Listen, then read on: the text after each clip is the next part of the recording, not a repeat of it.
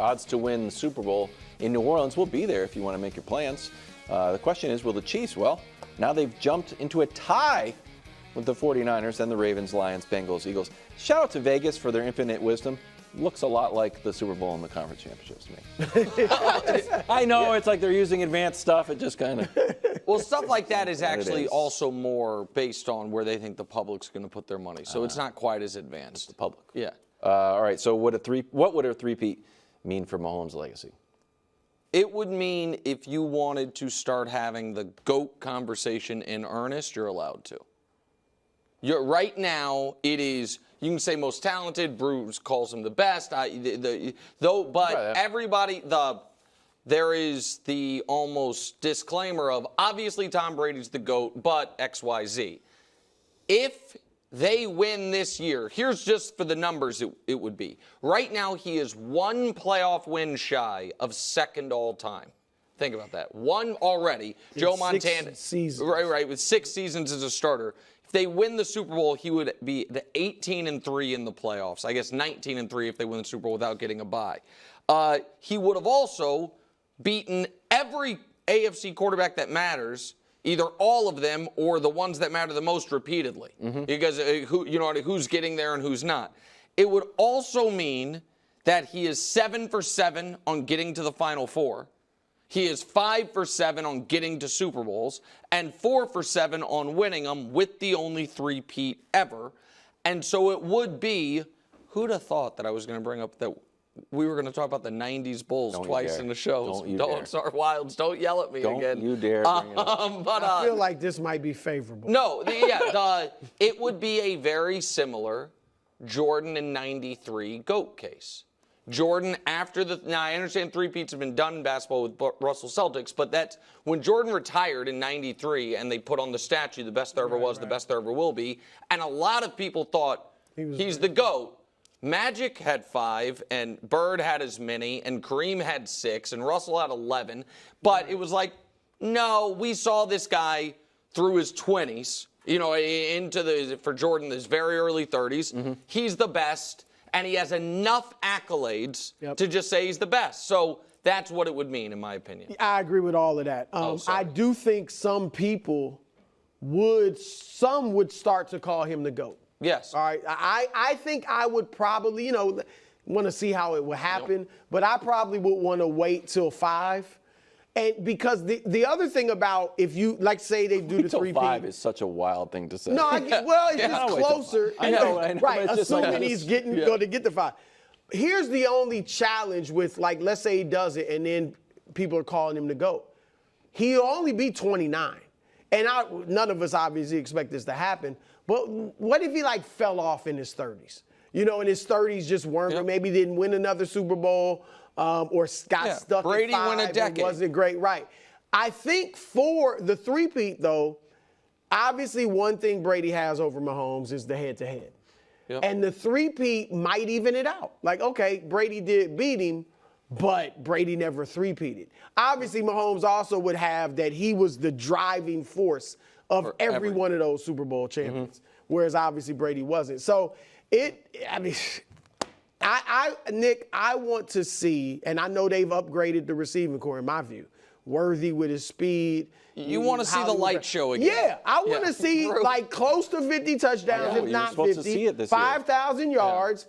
That's what I want to see. And if they win it with that, I definitely think a lot of people will be calling him the GOAT if that happens. Do you see that Dak Prescott? I didn't pull it, but that Dak Prescott blind reveal. I sent it to you. Oh, I sent it to you. I said it was the last 50 games, Dak versus Mahomes, and the numbers are almost identical. And I sent it to Wildes. I said this might be more offensive than the Trevor versus Daniel Jones. But I think that's why he wants to see the light show. You want to see the gaudy.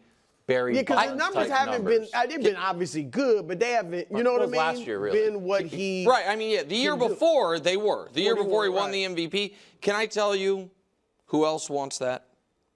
Patrick. Good. That'd be nice. So I don't want to speak for Patrick, but I think this is very fair. Him playing the way he played last year was, to me, a testament to how much he cares about the team and winning versus what is the most enjoyable for him. I buy that. And I think that he set aside what were maybe potential opportunities for those big plays for the margin of error right now was so slim offensively. Right. And I think he played a style of football, I think in a weird way. Now I will just totally, this is just my opinion here.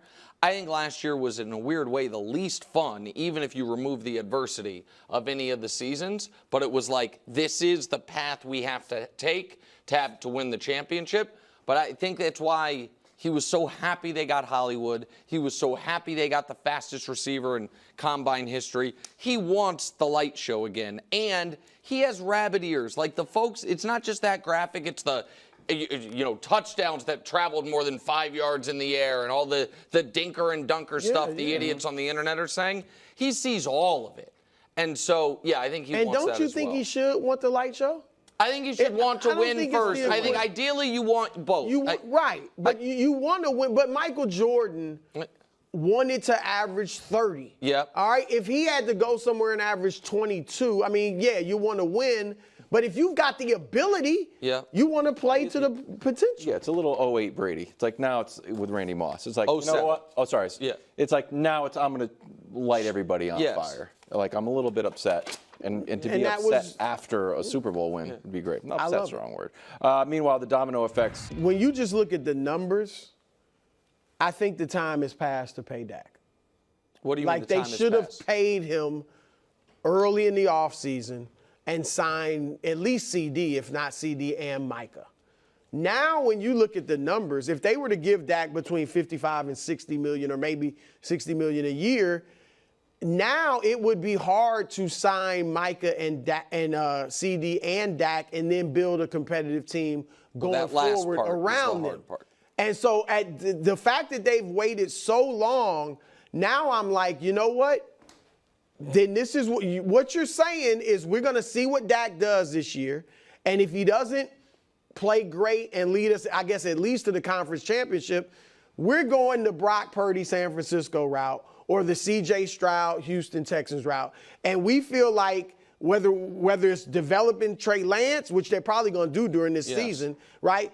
We're going with a low-priced quarterback. But if we got so much around them, we're going to see if that can get us to the promised land. So in a weird way, the reason the Cowboys are in such a brutal spot in regards to paying Dak Prescott is the reason the Jags paid Trevor Lawrence.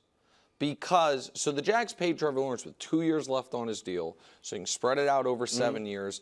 You haven't used a franchise tag on him ever. You don't have to give him all of the things Dak was able to demand because the last time he got paid, he had been franchise tagged, and now his contract was expired, and now they are in such a brutal position where Dak has a no trade, they can't franchise him again, and he is willing to be like, I'll play out the year, guys. I just saw a quarterback that I'm better than, that I have a better resume than, who's 5 years older than me, pop his Achilles, and if that's my floor, then when people say, oh, it's a huge risk, yeah, he wouldn't, if he suffers a terrible injury or has a bad season, he doesn't get 60, but we know the floor is 45.